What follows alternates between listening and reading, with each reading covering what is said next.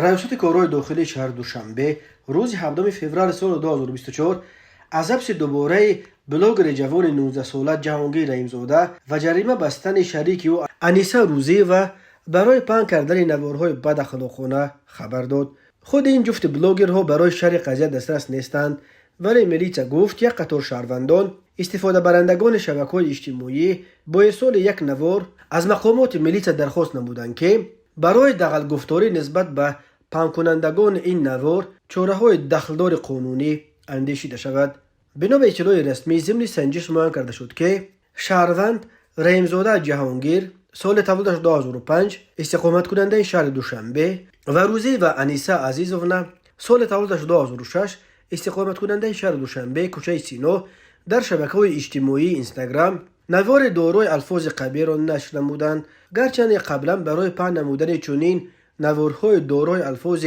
غیر اخلاقی نسبت دستگیر شده رحیمزاده جهانگیر جزای مأموری تطبیق گردید رسما آگاهانیده شده باشد هم، ولی به خود خلاصه ضروری نبرآورده با صحنه 15 ینور سال جاری همراه روزی و انیسه چنین نوار را آماده کرده توسط شبکه‌های اجتماعی اینستاگرام پهن نمودند که نقل نامبردگان باعث ناراضگی شهروندان گردیده است. وابسته به حالت مذکور نسبت به جهانگیر رحیمزاده و انیسه روزی و طبق طلبات ماده 479 کادکس حقوق ویرانکنی مأموری جمهوری تاجیکستان برای اطاعت نکردن به طلبات قانونی کارمندان میلیسا پروتکل مأموری ترتیب داده شده جهت اندیشیدن چاره‌های دخلدار قانونی به دادگاه ارسال کرده شد. دادگاه در نوبت خود نسبت به رحیمزاده جهانگیر جزا در نمود حبس مأموری به مدت 10 شبانه روز و نسبت به روزی و انیسه جریمه مأموری به اندازه 10 نشان دهنده برای صبح‌ها برابر 720 سامانی تعیین کرده است. با نظر داشت حالت مذکور کارمندان میلیسا پایتخت بار دیگر همه آن نفرانی که به آماده و نشر نوار در شبکه‌های اجتماعی مشغولند